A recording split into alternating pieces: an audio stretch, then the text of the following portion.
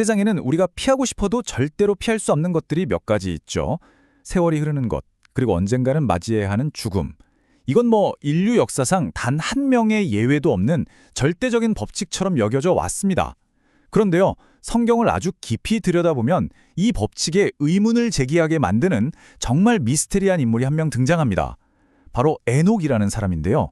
성경 기록에 따르면 이 사람은 죽음을 경험하지 않았다고 합니다. 아니 대체 어떻게 그게 가능했을까요? 오늘 죽음이라는 인간의 숙명을 비껴간 것처럼 보이는 이 불가사의한 인물, 에녹의 이야기를 함께 파헤쳐 보겠습니다. 자, 에녹의 이야기를 딱 들으면 우리 마음속 깊은 곳에서 이런 질문이 자연스럽게 떠오릅니다. 사람은 정말로 죽음을 피할 수 있는 건가? 만약 그럴 수 있다면 그 방법은 도대체 뭐지? 이런 생각 한 번쯤 해보지 않으셨나요? 이 질문은요, 단순히 수천 년 전의 오래된 이야기에 대한 호기심을 넘어서 바로 우리 자신의 삶과 죽음, 그리고 우리가 언젠가 마주하게 될 그 너머의 세상에 대한 아주 근원적인 탐구로 우리를 이끌어갑니다. 중요한 건 이겁니다. 성경은 에녹의 이야기를 그냥 세상에 이런 일이 같은 코너에 나올 법한 신기한 일화로만 다루지 않는다는 거죠.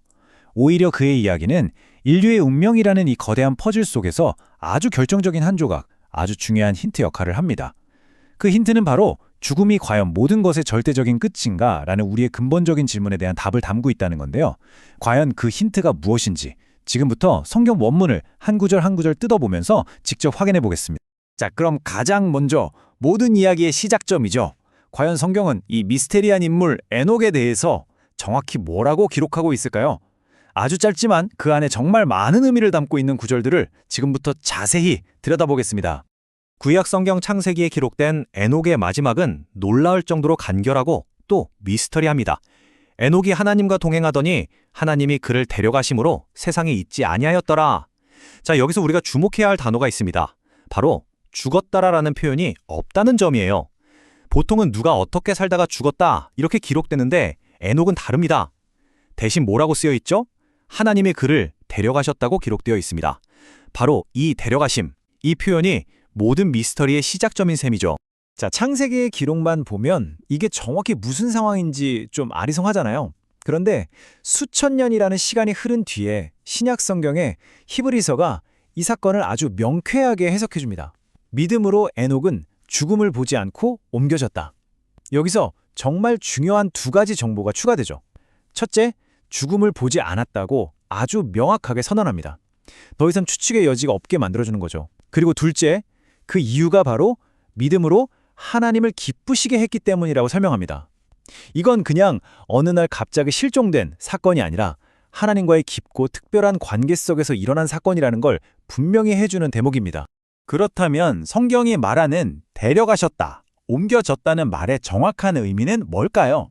이건 우리가 보통 생각하는 죽음의 과정, 그러니까 숨이 멎고 장례를 치르고 땅에 묻히는 이 모든 과정을 그냥 완전히 건너뛰었다는 뜻입니다.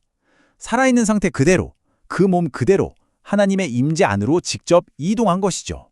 그러니까 이건 행방불명이 아니라 목적지가 아주 분명한 이사나 전학 같은 개념에 더 가깝다고 볼 수 있겠습니다. 이 점이 정말 흥미로운데요. 창세기 5장은 아담부터 시작되는 족보가 쭉 기록된 장인데 마치 고장난 레코드판처럼 계속해서 똑같은 패턴이 반복됩니다. 아무개가 몇 살에 누구를 낳고 몇 년을 더 살다가 그리고 죽었더라. 그 아들은 또 몇 살에 누구를 낳고 몇 년을 살다가 그리고 죽었더라. 이렇게 죽었더라라는 후렴구가 인류의 피할 수 없는 운명처럼 계속해서 울려 퍼지거든요. 그런데 딱 한 사람, 바로 에녹의 차례에서 이 지독한 패턴이 딱 하고 깨져버립니다. 죽었더라라는 말 대신에 하나님이 데려가셨다로 끝나는 거죠. 성경은 이런 극적인 문학적 장치를 통해서 에녹의 사건이 얼마나 특별하고 예외적인지를 우리에게 강렬하게 보여주고 있는 겁니다. 자, 그럼 이제 이런 생각이 드실 수 있어요. 아니, 죽음을 겪지 않았다고? 그럼 에녹은 죄가 하나도 없는 완벽한 슈퍼 히어로 같은 존재였나? 하고 말이죠. 충분히 가질 수 있는 합리적인 의문입니다. 하지만 성경의 전체적인 메시지를 보면 그건 사실이 아닙니다. 이 오해를 한번 제대로 짚고 넘어가 보죠. 이 질문에 대해 성경은 아주 단호하게 아니오 라고 말합니다. 결론부터 말씀드리면 에녹은 완벽한 존재가 아니었습니다. 성경 로마서 5장 12절을 보면 이런 말씀이 있어요. 한 사람, 아담으로 말미암아 죄가 세상에 들어오고 죄로 말미암아 사망이 들어왔다. 이건 성경의 아주 중요한 대원칙이거든요. 즉, 아담의 후손으로 태어난 모든 인간은 죄의 영향력 아래에 있고 그 결과로 죽음을 피할 수 없다는 겁니다. 에녹 역시 아담의 후손으로서 이 죄와 죽음의 법칙 아래에 있는 우리와 똑같은 사람이었습니다. 결코 자기 힘으로 구원을 이룰 수 있는 초인이 아니었던 거죠. 아니, 그럼 말이 안 되잖아요. 모든 인간이 죽는 게 원칙이라면서 왜 에녹은 안 죽었냐? 이거 모순 아니냐? 자, 이 모순처럼 보이는 상황을 이해하려면 원칙과 표지라는 개념을 구분해야 합니다. 성경의 원칙은 히브리서 9장 27절 말씀처럼 모든 사람은 한 번 죽는다는 보편적인 법칙입니다. 이건 변하지 않아요. 하지만 하나님께서는 때때로 이 원칙 너머에 있는 더 큰 진실을 우리에게 살짝 보여주시기 위해 특별한 표지, 일종의 사인, 이제 사용하십니다. 에녹이 바로 그 살아있는 표지였던 겁니다. 봐라, 죽음이 너희에겐 끝처럼 보이지만 나에게는 아니다. 나에게는 그 죽음을 이기는 능력이 있다는 것을 미리 보여준 아주 특별한 사건이었던 거죠. 따라서 에녹의 이 특별한 마지막은 그가 완벽해서 스스로 얻어낸 상이 아니었습니다. 오히려 이건 전적인 하나님의 은혜의 결과였죠. 하나님께서 미래에 있을 훨씬 더 크고 놀라운 구원의 계획을 미리 살짝 보여주시기 위해 에녹을 특별한 샘플로 선택하신 겁니다. 구약에 나오는 선지자 엘리야가 불수레를 타고 하늘로 올라간 사건도 마찬가지 맥락에서 이해할 수 있습니다. 에녹이나 엘리야, 이들은 내가 이렇게 대단하다를 보여주는 영웅이라기보다 하나님의 능력과 은혜가 이렇게 대단하다는 것을 온몸으로 보여준 강력한 증거였던 셈입니다. 자, 그럼 이쯤에서 에녹 이야기의 진짜 핵심으로 한번 들어가 보겠습니다. 지금까지의 내용을 정리해보면 에녹의 이야기는 단순히 과거의 신기한 사건 기록으로만 끝나지 않는다는 걸 알 수 있습니다. 사실 이 이야기의 진짜 목적은 과거가 아니라 바로 미래를 가리키는 데 있습니다. 네, 맞습니다.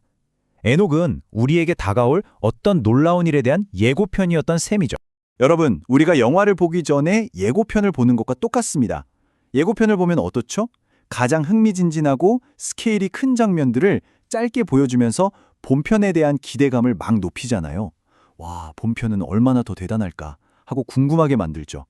에녹의 이야기가 성경 전체의 거대한 이야기 속에서 정확히 그런 역할을 합니다. 성경이 말하는 인류 역사의 마지막 날, 모든 믿는 사람들에게 일어날 그 놀라운 사건에 대한 강력한 맛보기, 즉 예고편인 셈이죠. 자, 에녹이 예고편이었다면 그 본편의 내용은 과연 뭘까요? 바로 신약 성경 데살로니가전서 말씀이 그 내용을 아주 자세하게 설명해 줍니다. 마지막 날에 이미 세상을 떠난 성도들이 먼저 부활해서 일어나고 그 후에 그 순간까지 살아남아 있던 성도들은 놀랍게도 에녹처럼 죽음을 맛보지 않고 몸이 순식간에 변화되어서 하늘로 끌어올려져 주님을 만나게 될 것이라는 약속입니다. 에녹은 바로 이 어마어마한 미래를 수천 년 전에 미리 우리에게 보여준 겁니다. 하나님은 죽음을 거치지 않고도 사람을 자기에게로 데려갈 능력이 있다는 것을 온몸으로 생생하게 증명해 보인 거죠. 그러니까 에녹의 이 짧은 이야기 속에는 정말 엄청난 의미들이 압축되어 있는 겁니다. 첫째, 죽음은 인간에게는 거대한 벽이고 끝처럼 보이지만 하나님께는 그저 다스릴 수 있는 하나의 영역일 뿐이라는 것. 하나님은 죽음의 권세 위에 계십니다. 둘째, 하나님께서 우리를 구원하시는 방법이 꼭 죽음을 통과하는 길만 있는 것이 아니라는 사실. 그분은 우리의 상상을 뛰어넘는 다른 길을 여실 수 있습니다. 그리고 마지막으로 가장 중요한 것. 하나님과 한 인간의 깊은 관계는 죽음이라는 그 거대한 장벽조차도 뛰어넘을 만큼 강력하다는 사실입니다. 자, 지금까지 에녹의 신비한 마지막에 대해서 이야기했는데요. 이제부터가 진짜입니다. 사실 성경의 진짜 초점은 에녹의 그 화려하고 특별한 퇴장에 있는 것이 아닙니다. 오히려 성경이 우리에게 묻는 것은 그가 어떻게 살았기에 그런 특별한 마지막을 맞이할 수 있었는가, 바로 그의 삶의 방식에 있습니다. 이것이 이 이야기에서 가장 중요한 전환점입니다. 우리는 종종 어떻게 하면 에녹처럼 죽지 않고 하늘로 갈 수 있을까라는 그 기적적인 방법에만 관심을 갖습니다. 하지만 성경은 계속해서 우리의 시선을 그의 화려한 엔딩에서 어쩌면 아주 평범했을지도 모를 그의 일상으로 돌리려고 합니다. 왜냐하면 그의 그 놀라운 퇴장은 바로 그 평범하지만 비범했던 일상의 결과물이었기 때문이죠. 에녹의 삶은 이 세 단계로 아주 간단하게 요약할 수 있습니다. 첫째, 그는 하나님과 동행했다. 여러분, 동행이 뭘까요? 그냥 일주일에 한 번 교회에 가는 걸 동행이라고 하진 않죠? 이건 매일, 매 순간, 마치 가장 친한 친구와 어깨를 나란히 하고 길을 걷듯이 하나님을 의식하고 그분과 대화하며 함께 걸어가는 아주 친밀한 관계를 의미합니다. 둘째, 히브리서가 해석해 주었듯이 그는 믿음으로 하나님을 기쁘시게 했습니다. 눈에 보이지는 않지만 하나님이 살아계심을 굳게 믿고 그분이 기뻐하실 만한 선택을 하며 살았다는 거죠. 그리고 마지막으로 하나님께서 그 진실한 관계를 너무나 귀하게 여기시고 죽음을 뛰어넘는 특별한 방식으로 그 관계에 응답해 주신 것입니다. 그의 마지막은 그의 삶 전체에 대한 하나님의 인증 도장이었던 셈이죠. 꽝! 히브리서 기자는 아주 친절하게도 에녹이 가졌던 그 믿음이 구체적으로 무엇인지까지 정의해 줍니다. 딱 두 가지예요. 첫째, 하나님이 계신 것을 믿는 겁니다. 그냥 머리로만 아는 게 아니라 지금 내 삶 속에서 실제로 존재하시고 역사하신다고 진짜로 인정하는 거죠. 그리고 둘째는 그 하나님이 자기를 간절히 찾는 자들에게는 반드시 상 주시는 분임을 신뢰하는 겁니다. 내가 하나님을 찾고 또 찾으면 하나님은 절대로 나를 외면하지 않으시고 가장 좋은 것으로 채워주신다는 깊은 신뢰. 에녹은 바로 이 두 가지 믿음을 가지고 매일매일 하나님을 찾으며 그분과 동행하는 삶을 살았던 겁니다. 그래서 에녹 이야기가 오늘 우리에게 주는 궁극적인 교훈은 바로 이것입니다. 우리의 신앙의 목표는 죽음을 피하는 것과 같은 어떤 특별한 현상이 아닙니다. 그건 그냥 결과일 뿐이에요. 우리의 진짜 목표는 바로 하나님과 동행하는 삶, 그 자체가 되어야 한다는 것이죠. 에녹처럼 특별한 엔딩을 맞이하든 아니면 다른 모든 사람들처럼 평범하게 죽음을 맞이하든 사실 그게 중요한 게 아니라는 겁니다. 정말 중요한 질문은 이것입니다. 나는 오늘, 지금 이 순간 하나님과 함께 걷고 있는가? 바로 이 질문입니다. 에녹이 예고편처럼 희미하게 보여주었던 그 죽음을 이기는 삶의 실체는 바로 예수 그리스도를 통해 완성됩니다. 예수님은 친히 선언하십니다. 나는 부활이요 생명이다. 그래서 나를 믿는 사람은 설령 육체적으로는 죽더라도 그 영혼은 영원히 살 것이고 살아서 나를 믿는 자는 영원히 죽지 않을 것이라고 약속하십니다.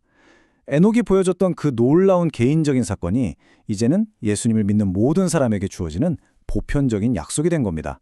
그리고 이 엄청난 약속의 끝에서 예수님은 오늘 우리 한 사람 한 사람에게 이렇게 물으십니다. 이것을 네가 믿느냐?